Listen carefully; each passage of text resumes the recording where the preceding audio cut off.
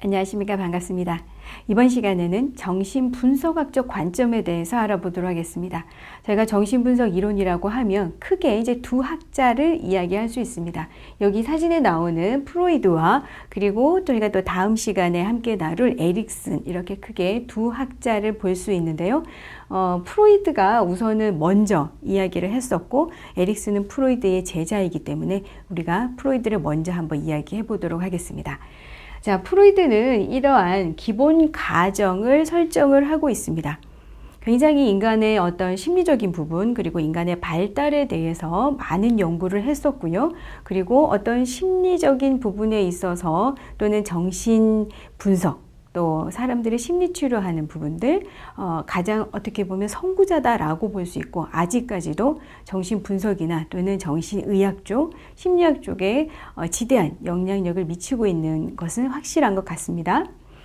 자, 프로이드의 기본 가정에 대한 내용입니다. 인간의 행동은 자신이 거의 인식하지 못하는, 그리고 통제하기 힘든 어떤 내부의 힘이나 갈등, 기억들에 의해서 유발된다라고 믿고 있습니다. 자, 그래서 우리가 지금부터 여러 이론에 대한 설명을 드릴 텐데요. 각 이론들이 인간에 대해서 가지고 있는 어떤 생각들, 그리고 여러 사람들의 심리적인 부분들, 인간의 발달에 대한 생각들이 학자들마다 조금씩 차이가 있습니다. 그래서 이 내용들 여러분들이 생각하시고 들어보시면 꼭 그런 건 아닌 것 같은데 나의 생각이랑 좀 다른데 라고 생각되시는 부분들이 있을 수 있습니다. 자, 이것은 어디까지나 프로이드의 이야기다, 프로이드의 생각이다 라고 생각을 하시면 되고요. 또 다음에 나올 에릭슨은 또 다른 이야기를 하고 있습니다. 프로이드의 이야기와 좀 비슷한 부분도 있겠고요.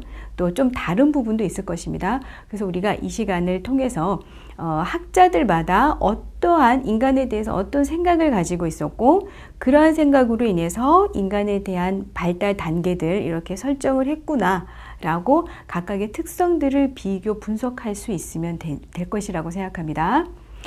자, 어쨌든 프로이드는 인간은 이렇게 무엇인가에 의해서 우리가 뭔가 행동을 할 수밖에 없다라고 이야기하죠.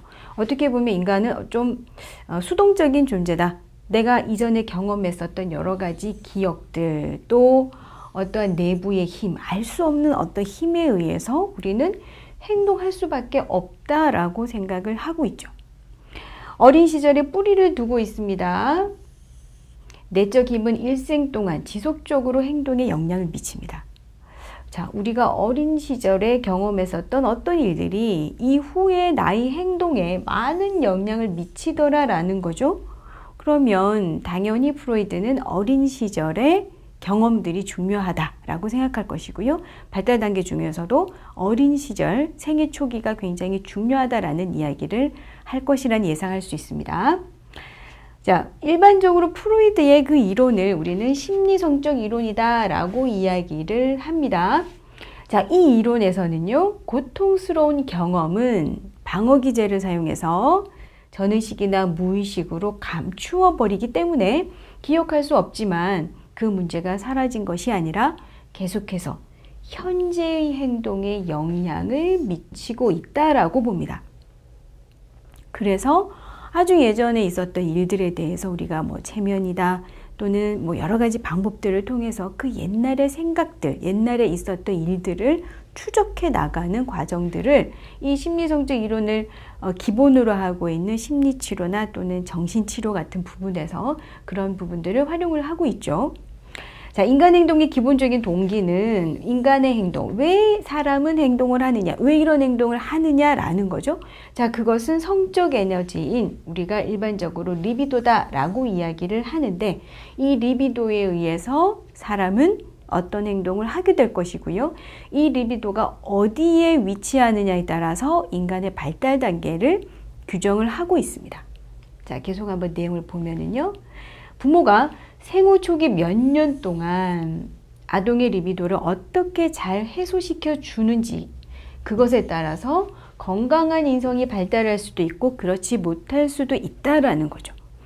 자, 그래서 이 프로이드의 이론을 들어보면